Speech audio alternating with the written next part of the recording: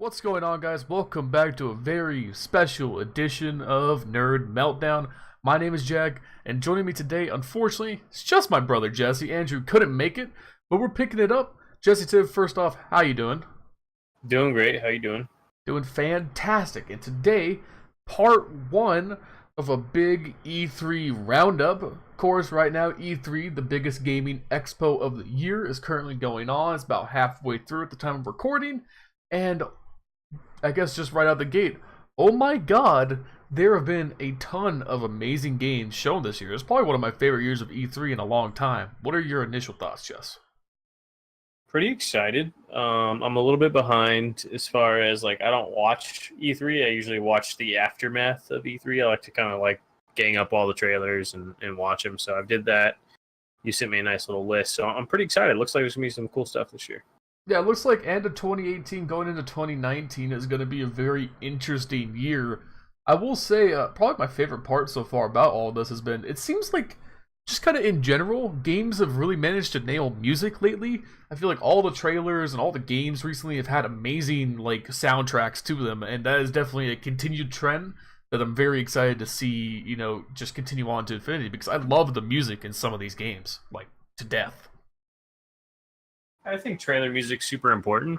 I think that a lot of it's being done specifically for the game, which is cool. I know the very first Last of Us 2 trailer that came out had a song written by a aspiring song artist, and they used that for the trailer, which is really cool. Oh, that's super dope. Alright, so just to clarify, this is going to cover everything up to the Sony press conference, which is actually, at the time of recording, still going on. So we'll be covering everything that's gone on up to that point. That's stuff from Xbox, Microsoft, Ubisoft, Bethesda. They had a general PC gaming showcase, and that's where all of these games are going to be coming from. And we're just going to kind of go down them in a list, give you some info, give you some thoughts, and then we're going to move on to the next game. So, starting at the top of the list, we got our first full-length trailer for Anthem, which is set to come out in February of 2019. And obviously, as someone who's a big fan of Destiny, us both, Anthem is a game that is curious because it's obviously very much in the similar space and genre as Destiny. So to see a full-length trailer was very interesting. The art style looked incredible. The trailer they showed was epic. They had that big boss fight cinematic at the very end with the two soldiers saving themselves. And all in all, I thought, it's kind of disappointing that it's not coming out until 2019, but I'm cautiously excited. I want to know more about Anthem. I'm just interested in general by this trailer. What are your thoughts? Yeah, same. It kind of looks like Titanfall 2 and Destiny had a baby. That's kind of what it looks like to me. I was really excited. The first Anthem footage I saw, I think, was from E3 last year, and it was a very short clip. Right. So I was hoping to see some actual in-game gameplay instead of just a trailer, but that's okay. I mean, it looks good. There's not enough for me to go off just by the trailer because it is more or less just a cinematic. Yeah, it's all pre-rendered. Cool. Yeah, but it's very cool. I think it'll be interesting to see. There's a couple of games coming out in the near future that are kind of stepping into that Destiny 2 looter shooter open world style game. Yeah. So we're going to be seeing that genre kind of filled out this next year, which is going to be interesting. A lot more competitors, which I'm glad to see because that's one of my favorite styles of game, kind of that MMO FPS mix. So I'm excited to see where some of these games go.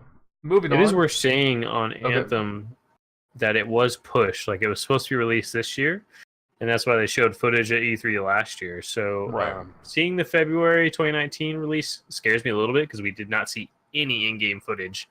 And with no in-game gameplay other than pre-rendered stuff that you can see, cinematic style stuff, that makes me a little bit worried. You think at this point in the game they would have, development phase, they would have some kind of in-game gameplay, first mission or something like that. So it does, worry me a little bit, but I'm sure they'll be able to hit their deadline.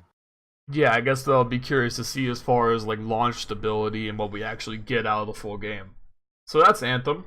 Of course, I guess one thing I should throw out there real quick is I will put the links to all the trailers in the description. I will actually do that this time, even though we said we would do that on our podcast recently, but I still didn't because I'm lazy. But this time I will, I promise. All right, moving on. Game number 2 on the list. We have the next Assassin's Creed Odyssey, which got a full-length trailer here. It's out October 5th, 2018. And the trailer was dope. I really liked the tone of the trailer. Obviously, we're going like full on Spartan in the Assassin's Creed world. And people were saying from some of the gameplay that people got to play on the floor that the oceans and like the boat combat's very similar to Black Flag, which obviously, if you watch the channel, my, Jesse, and Andrew's favorite Assassin's Creed. So that's pretty dope. I mean, I'm down with it. I want an Assassin's Creed game that's like Black Flag again, because Black Flag is honestly one of my favorite games of all time. What are your initial thoughts? My initial thoughts are it doesn't look like Assassin's Creed. That's my like initial vibe, because obviously we're going into this 300 vibe era, and it's not like the traditional Assassin's Creed garb where you got the hood and the hidden blades and that kind of stuff. Like really like hits a spot for me that I like. It's like really fits that weeaboo fucking spot of mine that I really like.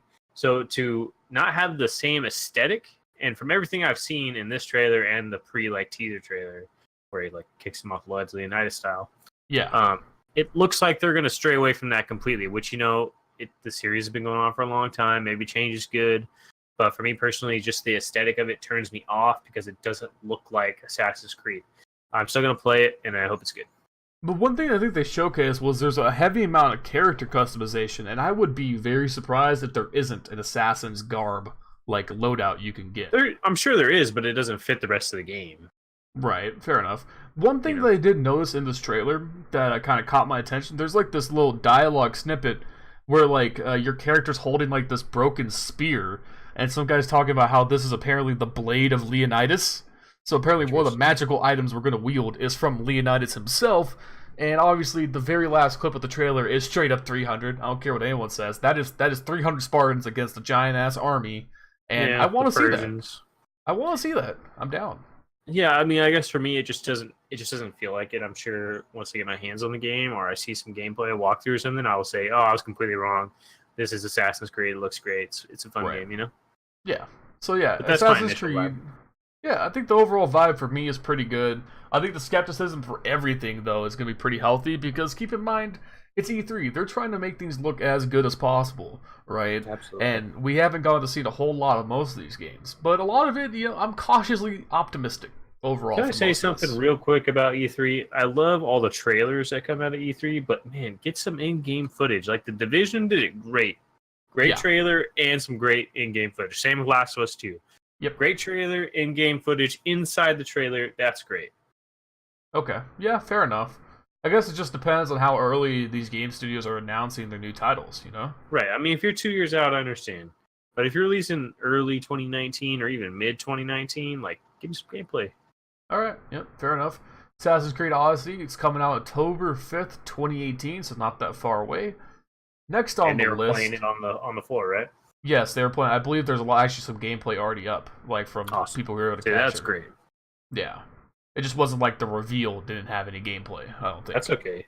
As long as you're letting creators play, that's good enough for me. Yep. So moving on, next on the list, we got Battlefield 5 coming out October 19th, 2018. And the biggest takeaway here, and obviously it's been kind of a point of contention among people, a big debate going on in the community, is that they pretty much confirmed Battle Royale is going to be in Battlefield 5.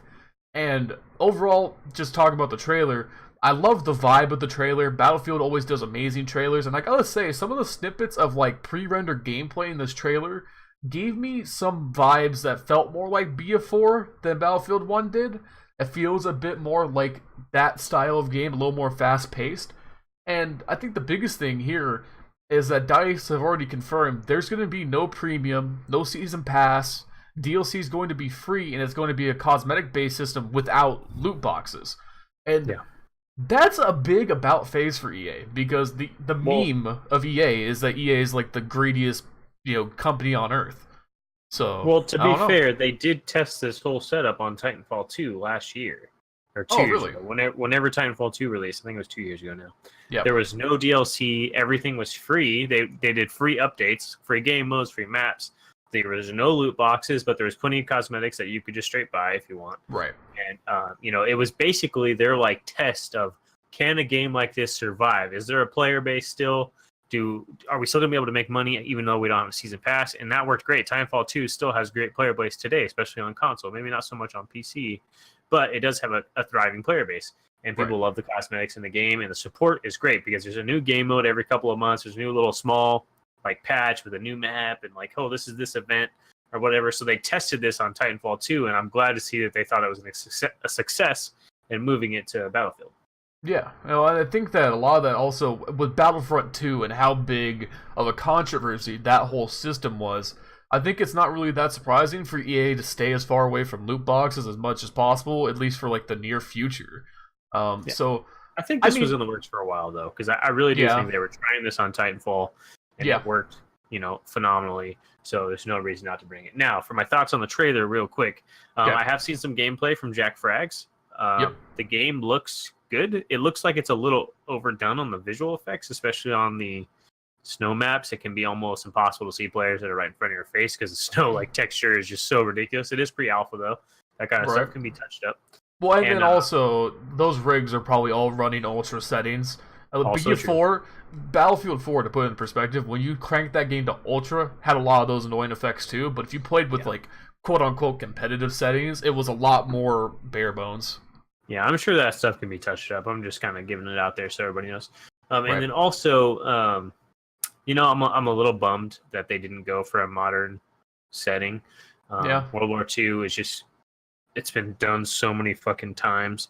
And coming off of a COD that just did World War II, it's like all of the same weapons that you used in COD are here because obviously there's a limited amount of weapons that were used in World War II. And there's some weapons from Battlefield 1 that are in here, so a lot of like overlap and repeat, and it's like I really wanted a modern game, but it is what it is. The game's still going to be fun. I'm still going to buy it. It looks like they've done some like quality of life changes. I'm still going to play it and enjoy it, but I really can't wait for the next modern Battlefield. Right. Okay, so here's the thing though, and let's just jump into this also.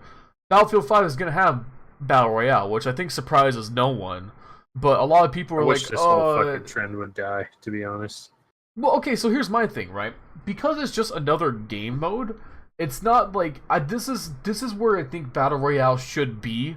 It's not like you should build an entire game around it. I don't think it's a game like Counter-Strike or a game mode like, Bomb Defusal, where an entire game can hold up off of that one game mode. Battle Royale is probably in its best when it's implemented as an add-on around another base game. So you're going to have Conquest and Rush and TDM and all the Battlefield modes that we love. Mm-hmm. And if a Battle Royale is fleshed out and fun, that's just another bonus. And I don't really think that that's a bad thing. No, I don't think it's a bad thing. I just don't like BR as a genre. So to see it, kind of take over and take up time of development where it can be put into other things, that kind of bums me out, but I understand. I thought of all the games that was going to do Battle Royale, it was probably going to be Battlefield because the maps are already huge and already supports big player counts. Yeah. So it kind of makes sense that lends itself well to BR. AAA Studios doing BR, I think it should be interesting. COD's doing one and Battlefield's doing one, and they're big competitors of each other. So I think that can only breed like a quality game. Yeah. And like you said, as long as it's a just a little side thing, like what was the new game mode in Battlefield 1 with it was like Rush and Conquest put together. Operations, I think it was called. Yeah, it was Operations. It's similar to that. It's just a new game mode that you can try out. Either you like it or you don't. It's still going to be a server browser. You're still going to pick what servers you're in and whatnot, Yeah. So, I mean, I don't know. I think that we're just going to have to, understand that it's going to probably become like a new TDM where it's just going to be like an expected game mode as a Battle Royale, right? And there's going to be BR and everything. Yeah. But there's nothing wrong with the AAA studio taking a shot at it because these are the first two to do it, COD and Battlefield, and who else is better, Yeah, and I think this is the first time we're going to see the real potential because there's going to be no early access hurdles. There's going to be no, indie developer hurdles. These are massive teams with massive bank accounts. These companies are making throwing money on their name alone, Yeah. So, yeah, it would be interesting. Doesn't need to thrive. Yeah. So that's Battlefield 5. I mean, I love Battlefield. I've played so much Battlefield 4. I didn't play so much 1.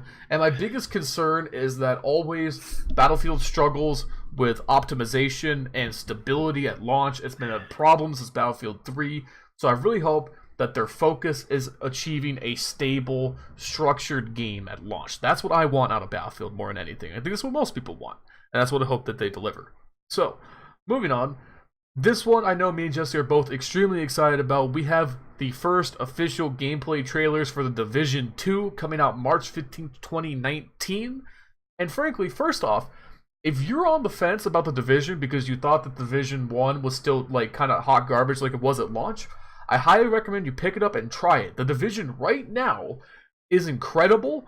It's well optimized. It has an amazing end game. There's a lot to do in the Division, and it plays extremely well. And I'm so excited to see a second entry so soon after they just finished making the first entry, frankly, amazing. So, what are your initial thoughts? Super excited. I think as far as like releasing a trailer and doing it at E3, like fucking perfect. Great trailer, great gameplay, like a long bit of gameplay, and I thought it was a really nice touch that they kind of like they threw it into a 4-man squad and like had the comms on there and the in-game chat. And at first you're like, what is this? Is this like the characters talking? No, this is like a little fire team, talking together and trying to do the mission. And that's awesome. And I agree with what you said. Division 1 at launch was kind of like, okay, there's some stuff that's cool here, but like, okay, its main selling point was it was a competitor for Destiny.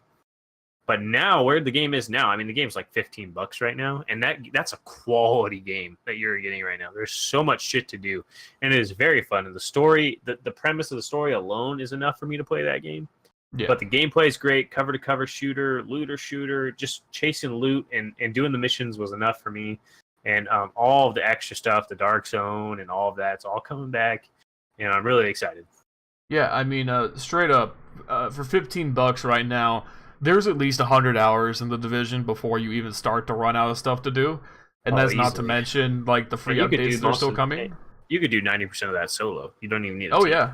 But it's an incredible co-op game, too. Yeah, co-op's probably the way to play it.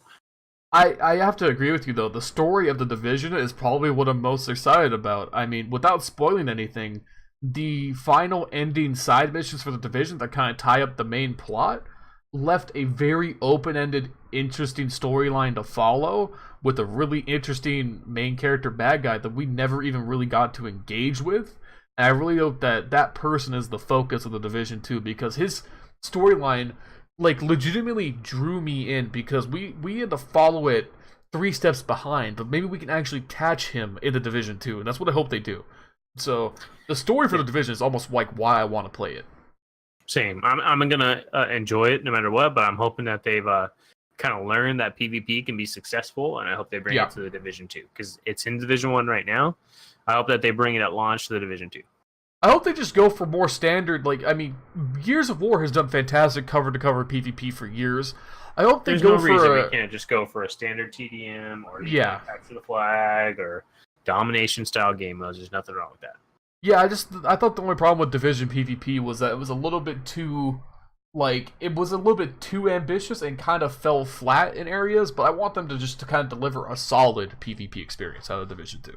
Same. I also think that there probably should be like loot caps or like power level caps as far as the guns go, because like the guy who's grinded the game for 100 hours is going to dominate the guys who only played a couple hours. Oh, just straight dumpster on him. It's not even close. Yeah, so I hope that kind of comes down just in PvP, not in the Dark Zone, but just in like a PvP game mode. Yeah, 100%. So that's the Division 2. Very excited. Can't wait to see more. Moving on, this is one that's a little bit more after my heart. I know Jesse's probably not going to be super big about this, but we finally got concrete information about Kingdom Hearts 3 after like 7 years of teasing. Square Enix, god damn you. But we finally got a legit trailer, showed some gameplay, showed some new Disney characters that we of course knew were going to be coming into the game. Of course we were going to see Frozen and all of that. But Kingdom Hearts is another one of those games with an incredibly compelling story, even though kind of like people who don't play the game just see Disney characters and, hack and slash gameplay. There's a lot going on in Kingdom Hearts, and a lot of people have been waiting a very long time for Kingdom Hearts 3. The major thing to come out of this is that unfortunately the game was delayed again. The release date is speculated, or it's going to be January 29th, 2019. But I'm excited. Kingdom Hearts 3, it should have been here already, but I'll still be very interested to see when it comes out. What are your thoughts?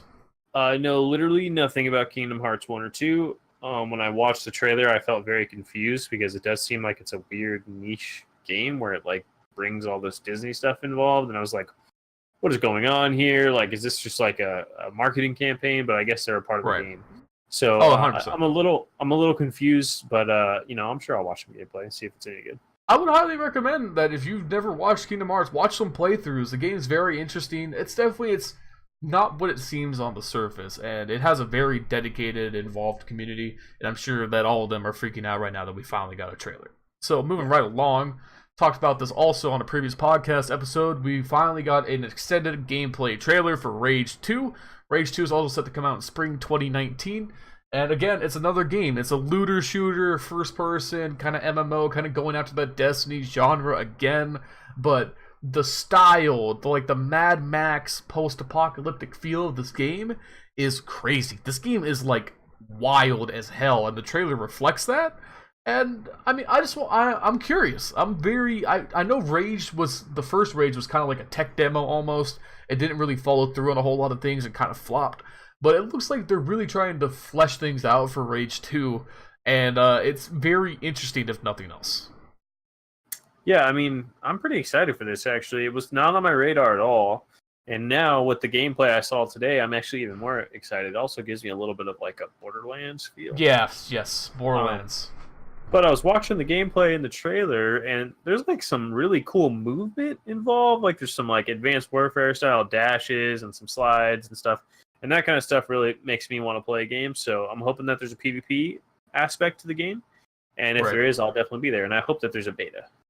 Yeah, I think that's going to be pretty much expected with a lot of these games, that we're going to see some kind of beta period. Well, I know with MMOs, it can be hard to get a beta going. Like, Destiny is one of the few MMOs that'll have a beta. So I'm hoping that the Division 1 had a beta. So I'm sure the Division 2 will have one. And, I'm hoping Rage and Anthem also have a beta. Yeah. I will say something that kind of worried me about this trailer is that if you kind of watch some of the pre-rendered gameplay. I hate pre-rendered gameplay. Yes, there was even frame drops in the pre-rendered gameplay, which is kind of worrying because you literally can... Yes, but you also... Yeah, I mean it's a decent length away, but also you control every aspect of a pre-rendered cinematic. So it's a little concerning that maybe they don't quite have the engine in there as well. Yeah, but it's just a little bit concerning that they may not have some of that engine kind of corralled in as far as performance goes. It's becoming kind of like my gold standard is that a game needs to function very well. It needs to perform well. I think we've unfortunately had a trend of games being rushed to launch and then performing terribly. PUBG still runs like garbage. Battlefield 1 still runs like garbage. There's a lot of very high-profile games that are just horribly unoptimized. I think that's something game developers need to focus on more. Yeah, I agree. Alright, so that's Rage 2.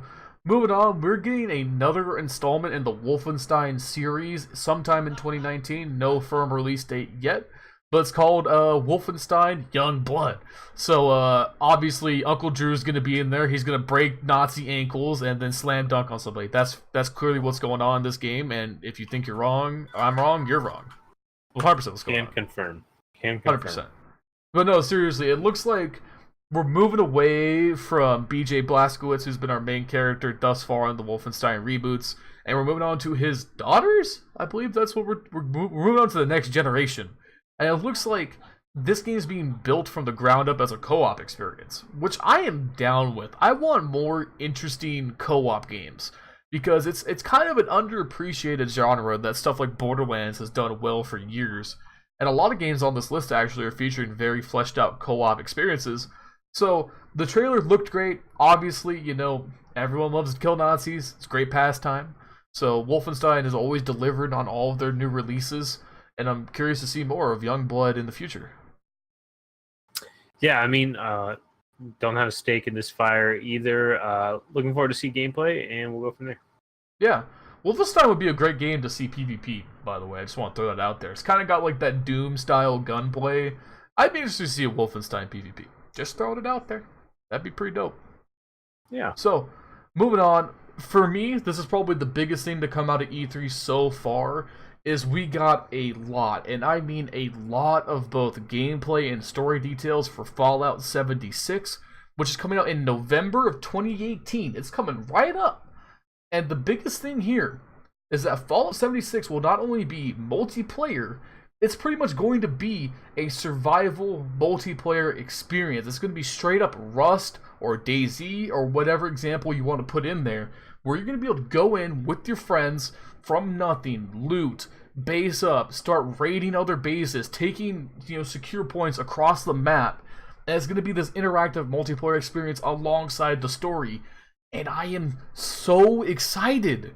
So unbelievably excited, because not only is there going to be a full-length Fallout story that we are all so used to, it is always so impeccably done, there's potentially hundreds of hours of post-story gameplay in the multiplayer alone. And the most exciting part is that the map is going to have these nuclear launch sites where if you take control of these launch sites, you can legit just nuke out your competitors, which, yes, I would love to do that. That'd be awesome. That raider base that's killed me 7 times, yeah, I would love to just delete that. So, Fallout 76, I'm beyond hyped for this. Yeah, I mean, I'm not very hyped on it, because this, gameplay is not really for me. Right. But I will give it a try. Base building's interesting to me. I know Rust was always kind of like a little thing that I was like, oh, maybe I should give this a try, but it was a little bit dying by the time I was getting into PC gaming personally, so I never gave it a try. But I'm excited to see what they can do here. I think the gameplay looks interesting. Yeah, and Fallout has one of the most interesting universes in gaming, period. Just the whole art style, the stories, the side quests, the music. I love the music in Fallout games. And just to be able to finally experience that, not only co-op, but in an environment with hundreds of other players, I can't wait. It's something that I might even break my rule on pre-order and pre-order this just to guarantee beta access. That's how much I want to play this game. Just for everybody out there who pre-order shit, I also pre-order shit. Yeah, I don't really like to pre-order, generally. Maybe, I don't know, it's a different discussion for a different day, but I don't always think it's the best practice. But I might break it for Fallout 76 just because I believe so hard in what this game has to deliver on. So, that's Fallout 76. I highly recommend you look it up if you're at all interested in that pitch. I think it's going to be a great game. Moving on, finally, after years of Skyrim being re-released again and again, no more Skyrim on the Switch, Skyrim on the PS4, Skyrim remastered again, we finally got a 30-second teaser for Elder Scrolls 6, the next chapter after Skyrim. So, that's obviously one internet meme that can finally be laid to rest. Bethesda does not have to re-release Skyrim for the 17th time. So that was awesome. I highly recommend you watch the whole Bethesda conference, actually, if you get the chance. Todd Howard, who's a lead design, he's just a lead at Bethesda. Very funny dude, and he kind of acknowledges the community different times, some of the memes over the years. In fact, there is actually an app right now for Alexa called Skyrim, the Very Epic Edition, or something like that, where you can boot it up on Alexa's app and basically do a speech version of Skyrim where Alexa will tell you what to do. And the commercial for that is so hilarious. Probably one of my favorite moments of E3 so far. So, not really much to say. We only got 30 seconds and a title. But no more Skyrim. I'm so glad. Got anything on that? No, not really. I've heard great things about Skyrim, so we'll see once we get some more concrete gameplay. Yeah, I would guess that it's probably a 2020 date because they said they were in pre-development stages. So this is a long way off. Yeah. No, they just have a title. That's it. But that's all you need if you want to make money, apparently. So, moving on. That franchise, yeah, 100%. Moving on, going down the list. We got the next chapter in the Halo series. No release date for this one. Let me say something. This is the most disappointing trailer I've ever seen in my entire life. What do you mean? This is the worst fucking trailer. There is nothing in this trailer. There's scenery and a helmet. It's literally a teaser. Then why are we even talking about it? What a waste of time this thing is. Dude, it's new Halo.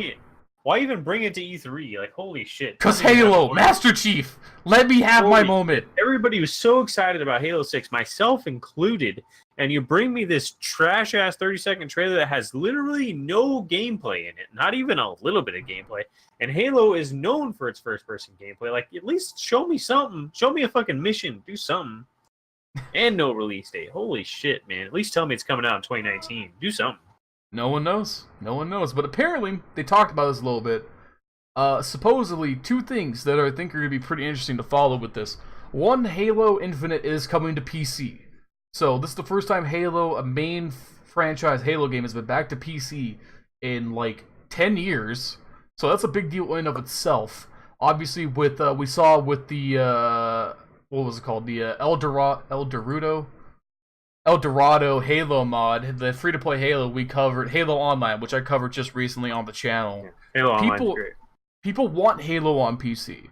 So there is Halo 5 on PC. Well, it's like the Forge. It's the mod tools. You can play it on a legit, but you have to find a server, and it's very difficult. Yeah. It's very hard to find anybody playing it because it's extremely difficult to deal with. But it does run well. It's not very optimized for the mouse and keyboard. Like, it can be very hard to just get the, like the right sensitivity and stuff and get raw input. But, it's there. So at least they were playing with it a little bit. Yeah, so I mean, hopefully this is like a main, fully developed for PC, not just a port version of Halo. And then the other thing that's being kind of thrown around is that this is also going to be an open world game, which is a big departure for Halo. Halo's always been a very linear, story-driven game, and it looks like from the trailer that Jesse openly despises, that final shot with like the title and like what looks like what will be the box art, they are on a Halo ring. So, are we going to explore a Halo ring? That's what looks like what's going on. So, I'm interested. Halo's changing up big time, it looks like, if they're going open world. So, I just, like Jesse, I just want to see more. I really hope that the competitive side of Halo, I mean, obviously that's what keeps the game going. That's the only reason people play that game right now, is because of the competitive side of the game. Right. I hope that there is no thrust jumps and that there is no ground and pound and stuff like that, and the shoulder charge movement, because the advanced movement in Halo 5 was just, it fucks with the arena style gameplay, and it just makes it worse. So I hope that they kind of go back to the roots a little bit. Maybe you can introduce some new guns or something to make it fresh, but just give me some new maps and a new Halo, and I'm good, man. I want to play the arena style shooter that they have. Yeah, because I think they do it best, no doubt. I mean, we saw with Quake Champions that arena shooters can be fun, but also there's not a whole lot. 7,000 concurrent players right now, which is not great. I mean, it's okay, but that's Bethesda. Yeah. That's Quake. Yeah. Like, there should be like a 20,000, 30,000 player base. I think it's because maybe the hero shooter style just doesn't really work with the arena gameplay, but Halo has always made that work. And even though 5 was like kind of iffy, it still made it work. And I just want a really solid Halo game for PC because it's been too long, honestly. So, hopefully we see more. Halo Infinite, it's been announced. Keep your eye out for it. Moving on. This one I only want to bring up because I'm pretty sure it's just Terry Crews Simulator, but Crackdown 3 got a full Terry Crews-ism-filled trailer released at E3. It's coming out February 2019, and all I can say is that Old Spice definitely just sold out its supplies for the next year because Terry Crews just attracts that kind of buyer. What a hype fucking trailer that was. I think Terry Crews, I mean, he's really into gaming, and he really wanted to be in Overwatch, and he might still be in Overwatch. Not my hashtag, not my Doomfist. Yeah, please bring Terry Crews. Come on. Also same. So, I mean, he's really into that. He likes to support his kids who are really into gaming. So, to see him into this, and he was really selling it in that trailer. Like, I know people doubt Terry Crews as an actor, but I thought he was dominating that trailer. I was really feeling it. Yeah, no, I was laughing my ass off when Terry Crews was just running around screaming, talking about rocket launchers and shit. It was a good trailer. I mean, Crackdown's unfortunately just not that fun of a game. It really hasn't ever been. The gameplay is like, I haven't actually seen any gameplay. All I saw was the trailer, but Terry Crews makes me want to buy it. It's very interesting. Is how I would describe Crackdown. But I mean, I'll do anything for Terry Crews. I love you, Terry. Same.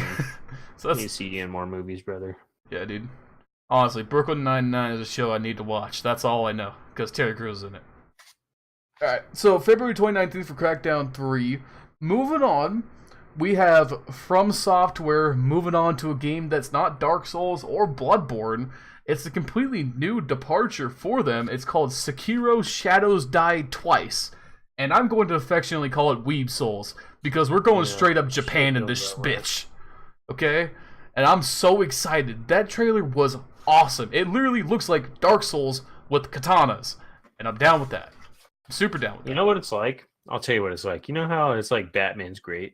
And they were like, you know what would make Batman better? Batman Ninja. And it was like, here's Japanese Batman. And we're like, fuck yeah, this shit's dope. That's exactly what this is. It's like, you know what make Dark Souls better? Japan Dark Souls. Here, fuck on this. And it looks pretty great. I'm not going to lie, the trailer looks cool.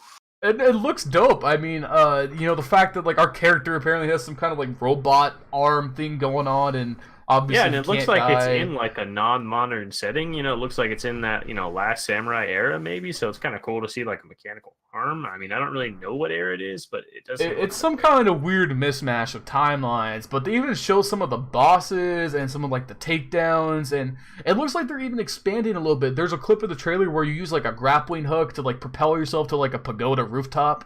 And is this a new IP? It's a completely new IP. Sekiro is brand new to From Software, but it's clearly it's still a Dark Souls style game. It's very clear that's what it is. Yeah. And yes, Dark Souls Ninja, I'm there. I'm super there. Same. 100%. It's kind of our brother Justin kind of brought this up though when they revealed like the box cover for this. It looks like they kind of just like straight up ripped off the cover art for Attack on Titan. That's what the cover art for this game looks like. I highly recommend you look it up. It's interesting. They do look very very similar. But I want more from Hidetaka Miyazaki. Miyazaki makes fantastic games always. So continue to do so, and I will buy them. So 2019 for Sekiro Shadows Die Twice. Very excited to see that. Moving on, this game was not on my radar at all. But after seeing this trailer and the vibes, the music, the art style in it, I'm super down to know more about this. Cyberpunk 77 got a full-length cinematic trailer, and the best way I can describe it is it's like futuristic, kind of like neon punk, cyber goth. Kind of looks like it's gonna be like a Grand Theft Auto style game.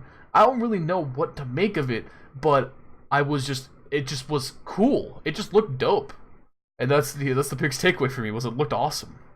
Yeah, I mean the vibe's really cool. I fuck with it, like a really good vibe. So I mean, obviously we don't have gameplay, so it's hard to tell what's going on, but it looks really cool. I think it's a great trailer. I like the dialogue that the supposed main character is saying, where he's talking about how like the city he lives in is like nominated as like the worst city, the most dangerous city in the world. Yeah. A lot of poverty and violence, and it looks like it's kind of like Ready Player One slums. If you saw that movie, that's what the kind of the world vibe gave me, and so I'm down. A lot of cybernetics and shit, like androids and whatnot. It looks cool. Yeah, no, it looks dope. It has a very, very cool vibe. Next up on the list, also there was no release date for Cyberpunk 77. That was just kind of like the first look at it. Moving on, we got a full-length cinematic and gameplay trailer for Dying Light 2. Again, no release date on that. But Dying Light 1 was a fantastically innovative zombie survival horror game. The parkour is obviously its most famous element, but it had legitimately in-depth crafting and combat and interesting subplots. The story was very well delivered. Also has an amazing speedrun community. I highly recommend you look up speedruns of Dying Light. They're fantastic. But I mean, I'm excited. The biggest thing to take away from the trailer for me is that there's kind of like some developer commentary during it, talking about how much like choice is going to affect the world, which is just always a cool concept. And the example they use is that like you have to go meet up with these two guys who are holding like this store of water hostage in this city, and depending on whether you side with them or different factions, you immediately see the effect on that city. Where if you choose to go with like the martial law military group, the peacekeepers, the town prospers, things change, rooftops become more inhabited, houses start propping up. But also you see the drawbacks of the fact that the peacekeepers are very militant and believe in martial law, so the citizens are being abused by the peacekeepers. If you break the laws, you're pretty much done, you're gonna get murdered.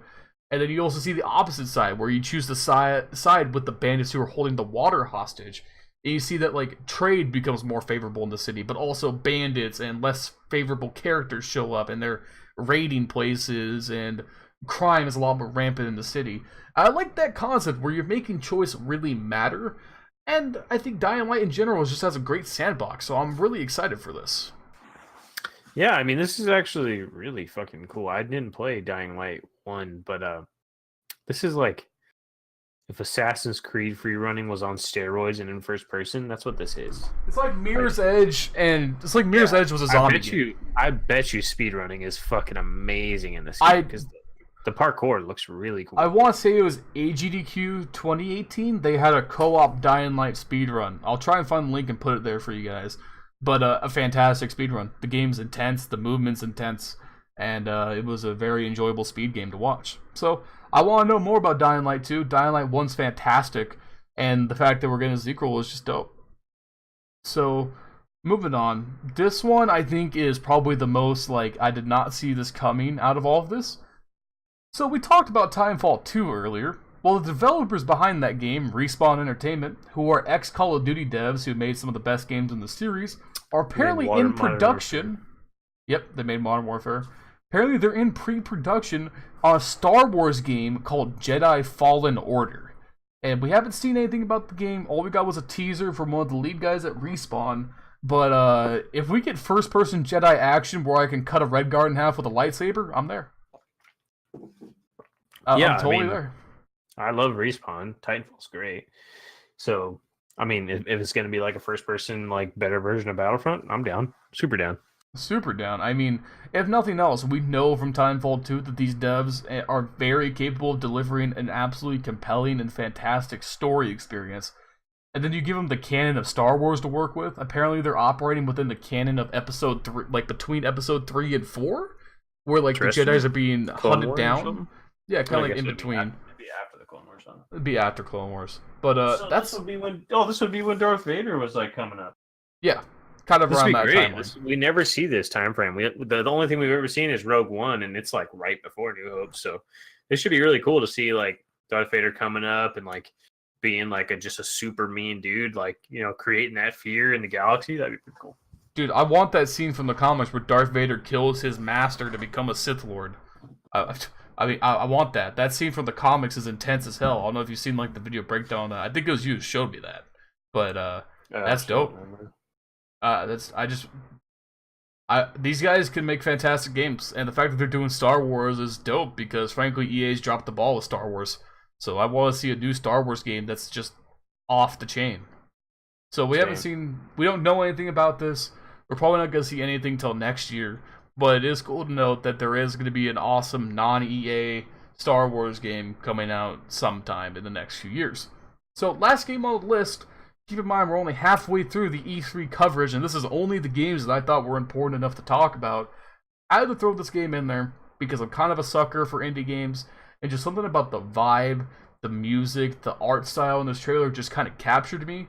Sea of Solitude looks like the type of game that's going to just absolutely punch you in the gut when you're done playing it. Something about the imagery in that game makes me so interested to know more about it. I'm not going to spoil anything about the trailer. I highly recommend you watch it blind, because there's just something about it that just captured me straight up when I first saw it. Yeah, I mean, I don't know. It has like a weird vibe for me personally. I don't know if I'm really looking forward to this one, but I'll definitely look at it when there's gameplay. I don't know, just... It kind of looks like that, what's the word I'm looking for? Kind of like that Shadow the Colossus almost style artwork, very bright colors, kind of weird textures. But I don't know, something about that trailer with the girl singing, I don't know, just kind of caught me. So I had to throw it in there because it was just kind of personally interesting to me. So that kind of rounds up our E3 halfway through roundup. Obviously, there's just a ton more to go through. One thing I want to throw in there real quick, because it kind of just happened while me and Jesse were getting ready to record this. Destiny 2 dropped another trailer for Forsaken, and it's probably one of the most impactful trailers that I've seen from Bungie, period. And it's another one where, because we're getting to the end of the video, and I really don't want to spoil this, I highly recommend, if you're a fan of Destiny, you watch this trailer blind. Because the first time I watched it, it gave me straight up chills. Like, I'm not even gonna lie. Super shocking. Yeah, and that's all I'm gonna say about it. I think this is probably the best trailer Destiny's ever put out. It reaffirms the tone that they're going for in this DLC, and all I can say is that nothing is going to be the same in Forsaken, and that makes me super excited. Yeah, definitely the most impactful trailer, that's for sure. Yeah, so that's it. What you can expect from us on the next roundup, we're going to be going through Sony and the rest of the games to be announced in the next coming days in E3. I think the biggest thing to talk about then will be Last of Us 2. The trailer kind of dropped right as we were getting ready to record, so I didn't want to throw it into this video. It'll be in the next one, but we got a lot to say about that, so make sure you keep your eyes on the channel. Make sure you subscribe, like the video, follow us on social media, keep up to date with what's going on. Other than that, My name is Jack. That's been Jesse. Thank you guys for watching, and we will see you in the next video. Later.